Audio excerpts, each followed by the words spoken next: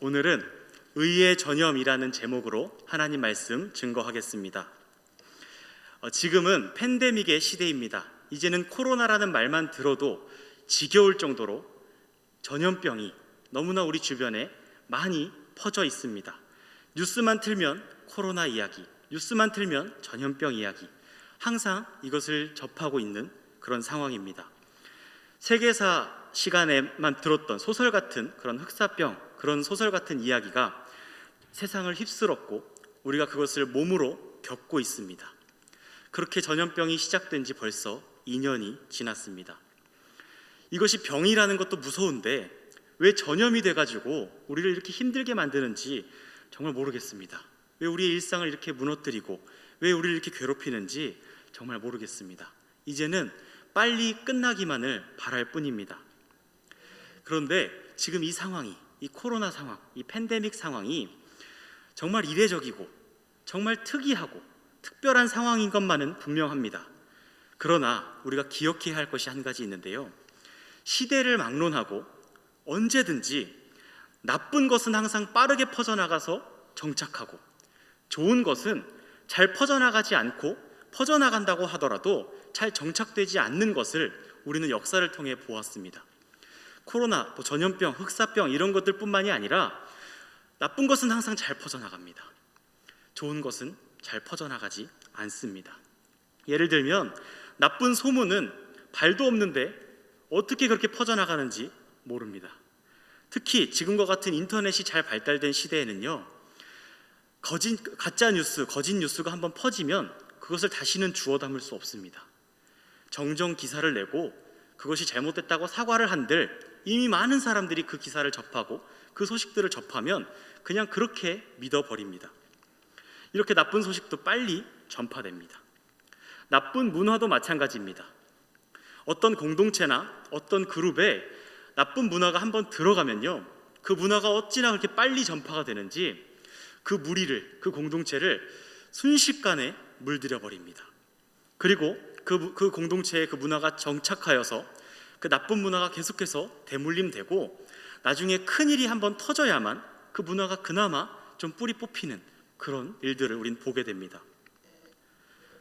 그 밖에도 나쁜 것들은 참 빠르게 퍼져나가서 확실히 자리를 잡는 반면에 좋은 것들은 확산을 시키기가 아주 어렵습니다.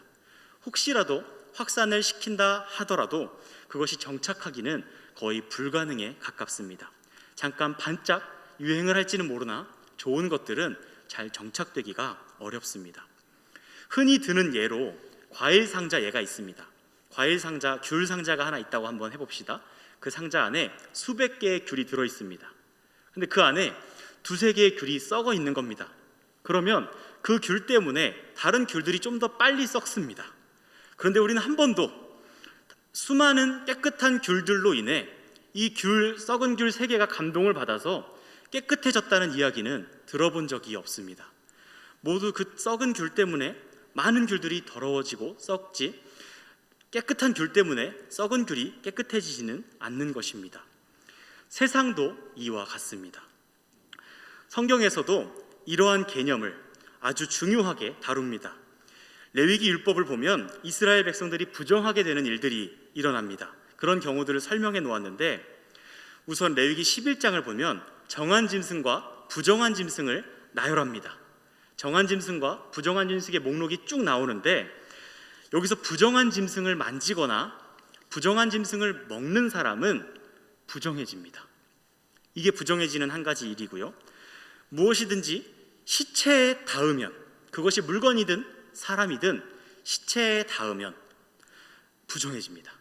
그리고 그 시체를 건드리기만 해도 바로 부정이 옮아옵니다. 그리고 피부병이 있습니다. 특히 나병. 이 나병이 생긴 그 사람도 부정해지지만 그 사람을 만지거나 그 사람과 접촉하면 부정해집니다. 이 나병은 구약 성경에서 아주 엄격하게, 심할 정도로 엄격하게 다루고 있는데 그것은 이 나병의 전염성 때문입니다. 나병을 소홀하게 다루었다가 온 가족이, 온 백성이 나병에 걸리게 되면 큰 어려움을 겪을 수 있고 심한 경우 한 가족이나 백성 전체가 큰 위험에 빠질 수 있기 때문에 이 나병은 율법으로 아주 엄격하게 다루는 병이었습니다. 특별히 나병 환자가 해야 했던 일들이 많이 있는데 그 중에 제가 성경을 보며 가장 가혹하다고 생각이 됐던 부분은 이거였습니다. 윗입술을 가리고 부정하다 하면서 마을에 가까이 가야 되는 겁니다. 일단 나병이 걸리면 격리가 되는데요, 지금 코로나처럼 나병도 격리를 시킵니다. 전염이 되니까 격리를 시키는데, 격리를 시켜놓고 그래도 가끔 먹을 것을 구하러 또 여러 가지 일로 마을에 가까이 다가올 때가 있습니다. 근데 그럴 때는 자신의 윗입술을 가리고 부정하다 크게 외쳐야 되는 겁니다. 격리된 것도 서럽고 나병에 걸린 것 자체도 너무 서럽고 억울한데, 너무 답답한데, 가족들에게 또 자기 민족에게 가까이 다가갈 때마다 나는 부정하고 더러우니, 나는 전염병을 가지고 있으니 나를 피하세요 라고 외쳐야 하는 그 심정, 그것이 얼마나 잔인하고 얼마나 가혹한지 모르겠습니다. 이스라엘에는 이렇게 수많은 부정하게 하는 요소들이 있었고, 그것이 물리적인 것이든 영적인 것이든 그 부정함이 있다면 접촉을 통해 그 부정함이 전염되었습니다. 이것은 꼭 나병과 같은 실제적인 병이 아니더라도 병뿐만이 아니라 모든 부정함은 이 접촉을 통해 전염이 된 것입니다. 그래서 이스라엘에는 하나님께서 그 부정함을 속죄하기 위한, 깨끗하게 하기 위한 정결 예식들이 있었고, 그 중에 하나님께 드리는 제사가 있었습니다. 하나님께 주기적으로 속죄 제사를 드리며 자신의 죄와 자신의 부정함을 계속해서 깨끗하게 하는 의식을 거행해야 했습니다. 이스라엘 백성들은 번제로, 속죄제로 하나님 앞에 나아갔는데, 그렇게 제사를 드리다가 1년에 한 번 속죄일에는 온 이스라엘 백성이 하나님 앞에 다 함께 나아가는 그런 일을 했습니다. 그때 레위기 16장에 속죄일에 대한 이야기가 나오는데, 그때 속죄일에 양 한 마리와 염소 2마리를 골라옵니다. 아주 흠이 없고 어린 양과 염소 2마리여야 됩니다. 이 어린 양은 하나님께 드립니다. 그리고 이 염소 2마리가 남았는데, 이 염소 2마리를 제비를 뽑아서 또 1마리는 하나님께 드립니다. 그럼 이제 염소 1마리가 남았습니다. 이 염소 1마리의 이름은 아사셀의 염소라고 불리는데, 이 아사셀이라는 것은 보낸다라는 뜻입니다. 이 아사셀의 염소는 대제사장이 이 염소를 광야로 보내버립니다. 그럼 염소가 혼자서 뚜벅뚜벅 광야로 걸어가는 겁니다. 그런데 그냥 보내는 것이 아니라 대제사장이 이 염소에게 손을 얹어서 이 아사셀의 염소에게 온 이스라엘의 모든 죄를 다 전가시키고 다 짊어지게 만든 다음에 광야로 보내버립니다. 그렇게 염소는 광야로 갑니다. 이것을 아사셀의 염소라고 합니다. 그렇게 속죄일에 대제사를 하나님 앞에 드리고 나면 온 이스라엘이 깨끗해집니다. 그런데 그렇게 끝나는 것이 아니라 앞에서 말씀드렸던 것처럼 속죄일에 제사를 한다 하더라도 자신이 지은 죄 때문에, 자신의 부정함 때문에 계속해서 하나님 앞에 속죄 제사를 드려야 했고, 매년 이 속죄일마다 그 제사를 반복해야 했습니다. 이것이 이스라엘 백성들의 부정함을 깨끗하게 하는 유일한 방법이었습니다. 이제 잠시 레위기 이야기를 접어두고 잠시 오늘 본문인 학개 이야기로 돌아와 보겠습니다. 오늘 본문에는 여호와께 말씀을 받은 학개가 제사장들에게 하나님께서 질문하라고 하는 2가지 질문을 던집니다. 첫 번째 질문은 바로 이겁니다. 옷자락이 하나 있습니다. 천이 이렇게 있는데, 그 옷자락을, 여기 거룩한 고기가 있다고 했을 때 거룩한 고기를 그 옷자락으로 쌉니다. 그러면 거룩한 고기와 옷자락이 닿았겠죠. 그 다음에 그 옷자락을 다시 펼쳐서 그 옷자락으로 다른 음식을 싸면 그 음식이 거룩해지겠느냐라는 질문이었습니다. 성도님들은 어떻게 생각하십니까?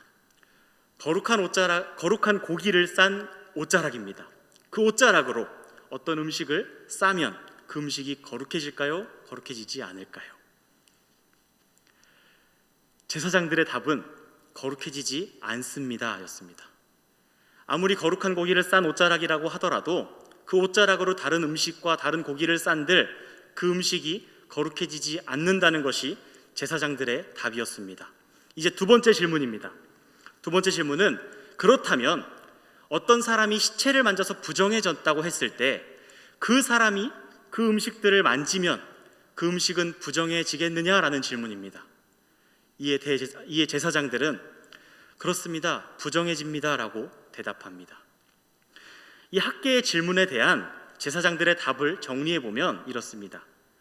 거룩한 것이 어떤 물건에 닿아도 거룩은 전달되지 않습니다.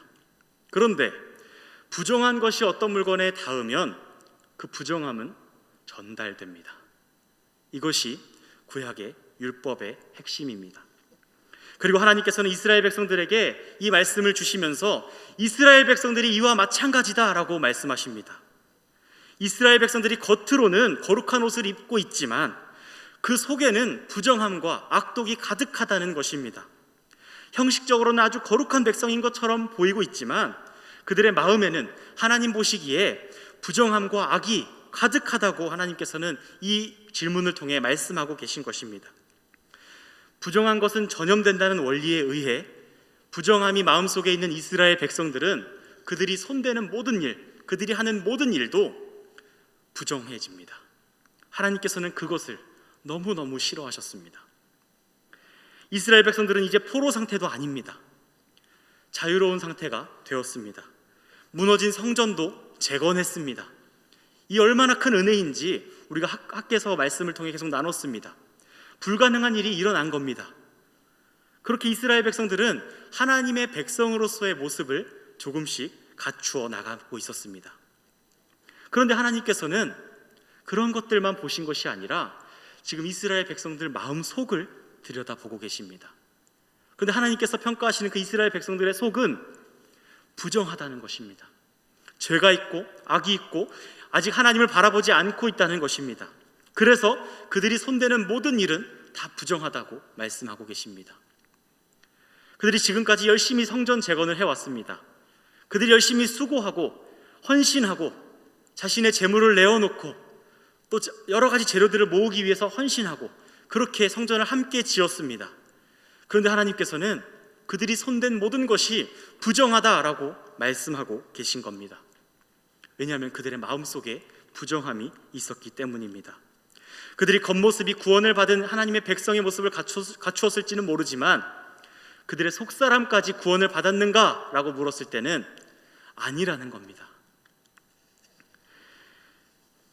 이스라엘 백성들은 하나님께서 학계에게 주신 그 질문처럼 거룩한 고기에 쌓았던 천, 그런 천으로 쌓아놓은 것처럼 거룩한 형식은 갖추었습니다.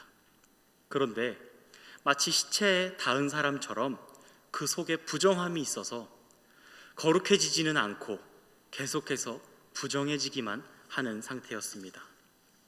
이들은 어떻게 하면 좋을까요? 이스라엘 백성들은 이제 거룩한 옷을 입는 게 아닌, 거룩한 형식만을 갖추는 것이 아닌 그들 자체가, 그들 자신이 하나님 앞에 거룩한 백성들로 거듭나는 일을 경험해야 합니다. 그렇게 그들이 하는 일마다 거룩해지고 하나님께 영광이 되는 하나님의 백성들로 거듭나지 않으면 안 되는 것입니다. 이번에는 마가복음으로 훌쩍 한번 넘어가 보겠습니다. 마가복음 1장 41절을 자막으로 띄워주시면 제가 한번 읽어드리겠습니다. 예수께서 불쌍히 여기사 손을 내밀어 그에게 대시며 이르시되 내가 원하노니 깨끗함을 받으라. 이게 예수님의 말씀입니다. 지금 예수님이 말씀하고 계신데 어떤 상황이냐면요, 나병 환자가 예수님께 나와왔습니다. 예수님과 나병 환자가 만났는데 예수님께서 그 나병 환자를 고치시는 장면입니다. 그런데 어떻게 고치시냐면 손을 내밀어 그에게 대십니다. 손을 대면 안 되는데, 나병 환자는 접촉하면 안 되는데 예수님께서 손을 내밀어 그에게 대십니다. 제사장들이 나병 환자를 진찰하고 그들이 회복됐다는 것을 인증하는 사람들이었습니다. 예수님도 우리의 제사장이시니 그 역할을 하시는 것은 좋습니다. 그런데 손을 대시면 안 되는데 손을 내밀어 그에게 대셨다고 말씀하고 있습니다. 마가복음 3장 10절을 자막에 띄워주시면 이것도 제가 읽어드리겠습니다. 이는 많은 사람을 고치셨으므로 병으로 고생하는 자들이 예수를 만지고자 하여 몰려왔음이더라. 지금 예수님께서는 계속해서 병을 고치면서 돌아다니십니다. 그런데 사람들이 나병 환자도 고치셨다더라. 수많은 병자들을 고치셨다더라. 손을 댔는데 나았다더라. 옷자락만 만졌는데도 병이 떠나간다더라. 이 소문을 듣고 그 동네의 병자들은 다 몰려들어서 예수님께 다가옵니다. 그런데 몰려온 것까지도 좋고 치료를 받으려는 마음까지도 좋습니다. 그런데 그들이 예수님을 만지고자 하여 몰려옵니다. 그들의 목적은 예수님께 손 한번 대보는 겁니다. 레위기 법에 만지면 부정함은 전염된다는 그 원리가 기억나십니까? 이 병자들, 특히 나병 환자, 그 나병 환자는 절대로 예수님을 만지면 안 됩니다. 이들을 향해 다가가신 예수님도 문제지만 나병 환자나 병자들의 경우에 정말 예의가 없는 겁니다. 같은 유대인으로서 어떻게 자신이 부정한 정도가 아니라 병에 걸려 있고 심지어 나병 환자까지 있는데 그들이 예수님께 접촉을 할 수 있겠습니까? 이것은 정말 경우가 없고 예의가 없는 행동입니다. 그래서 그들은 몰래 주님을 따라오기도 하고, 특히 혈루병 걸린 여인은 무리들 틈에 껴서 잠깐 들어가서 예수님 옷자락을 만졌다가 예수님의 능력이 나와서 치유받는 경험을 하기도 합니다. 이렇게 당시에도 부정함은 옮아간다는 그런 생각이 있었고 그 하나님의 율법은 유효했습니다. 그걸 아는 사람들이 그렇게 예수님을 피하지 않고 예수님께 몰래 나아가서 손을 대고, 나병 환자는 예수님께서 손을 대시는데도 아랑곳하지 않고 치유를 받고, 그렇게 예수님과 접촉을 계속 해나가는 겁니다. 그리고 그걸 또 예수님은 내버려 두십니다. 왜 그럴까요? 그것은 바로 예수님이 그 일을 위해 오셨기 때문입니다. 마가복음 1장 12절에서 13절을 보시면 성령이 곧 예수를 광야로 몰아내신지라 광야에서 40일을 계시면서 사탄에게 시험을 받으시며 들짐승과 함께 계시니 천사들이 수종들더라. 지금 이 말씀에 나온 예수님의 모습을 한번 머리에 그려보시길 바랍니다. 성령이 곧 예수를 광야로 몰아내신지라. 성령이 곧 예수를 광야로 몰아내신지라. 예수님이 시간이 남아 돌아서 광야로 마실을 떠나신 것이 아닙니다. 잠깐 기도하러 광야로 나갔다가 오시는 것이 아닙니다. 예수님의 생애는 탄생부터 죽음까지, 그리고 부활하심까지, 그리고 승천하셔서 보좌 우편에 앉으실 때까지 전부 다 하나도 빠짐없이 하나님의 언약과 그 약속을 성취하시는 과정입니다. 지금 이 광야로 내몰리시는 이 장면도 하나님의 약속을 성취하시는 순간입니다. 성령께서 예수님을 잘 인도하셔서, 잘 의전하시고 모셔서 광야로 인도하시는 것이 아니라 광야로 내몰아버리십니다. 몰아내시는 겁니다. 빨리 가라고 등 떠밀어서 보내버리는 겁니다. 이 모습을 통해 우리는 앞에서 나눈 레위기의 그 말씀을 성취했다는 것을 알 수 있습니다. 대속죄일에 양 한 마리와 염소 2마리 중 염소 1마리, 그 염소 1마리를 모든 죄를 짊어지게 하여 광야로 보내는 그 모습이 지금 예수님께서 성취하고 계신 그 구약의 모습입니다. 매년 대속죄일에 행해야 했던 그 일을 예수님께서 단번에 성취하고 계신 것입니다. 예수님은 아사셀의 염소가 되셔서 모든 인류의 죄를 혼자 짊어지시고 그렇게 광야로 걸어가시는 겁니다. 사랑하는 성도 여러분, 예수 그리스도가 이 땅에 오심으로 우리에게 무슨 일이 일어나는지 아십니까? 우리의 생각하는 것이 죄이고 우리의 행하는 것이 악인 그런 우리들에게 예수 그리스도께서 찾아오셨습니다. 우리가 하는 일이라고는 부정함을 전파하고 세상을 악하게 만들고 내가 속한 그룹을 악하게 만들고 혼란을 주고 죄를 짓는 것밖에는 할 수 없는 우리들이었습니다. 그런 우리에게 예수 그리스도께서 찾아오셨고 다가오셨고 멀찌감치 떨어지셔서 그렇게 말씀하시는 것이 아니라 우리를 품에 안으시고 우리를 만지시고 우리를 치료하셨습니다. 부정하고 죄악으로 가득한 우리를, 그렇게 더러운 우리를 만져주셨습니다. 부정함이 전염된다는 구약의 율법의 원리에 의해 우리의 모든 죄와 부정함은 예수님께 전가되었습니다. 그런데 동시에 예수님은 죄가 없으시기 때문에 그의 의가 우리에게 전달되고 전염되고 전가되었습니다. 예수 그리스도의 의가 우리 안에 넘쳐 흐르게 된 것입니다.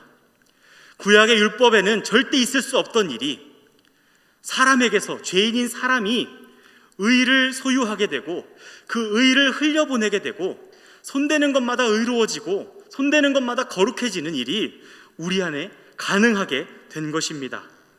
학계에 나오는 부정함은 전달되지만 거룩함은 전달되지 않는다는 이 비참한 이스라엘 백성들에게 필요한 것은 하나님께서 그들을 친히 만지심으로 그 모든 부정함을 대신 지시고 그를 만진 모든 자를 거룩하게 하시는 의의 전염이 가능하게 되는 그 하나님의 역사가 이스라엘 백성들에게 필요했던 것입니다. 아담도, 노아도, 아브라함도, 모세도, 다윗도, 그 이후의 모든 이스라엘 백성들도, 그리고 사도들도, 바울도, 그 이후에 오는 모든 그리스도인들도 결국 이 의의 전염이 가능한 세상을 기대하고 그 일을 이루신 그리스도를 기다리며 그를 증언하는 일을 하며 살아가는 것입니다.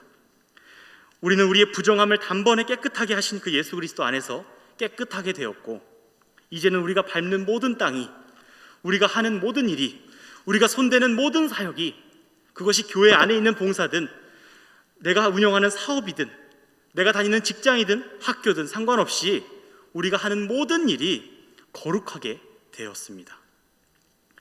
부정함만이 전파되고 전염되는 이 허무한 세상, 그 세상에서 오직 성령의 충만함을 받은 그리스도인들만이 의를 전염시킬 수 있습니다.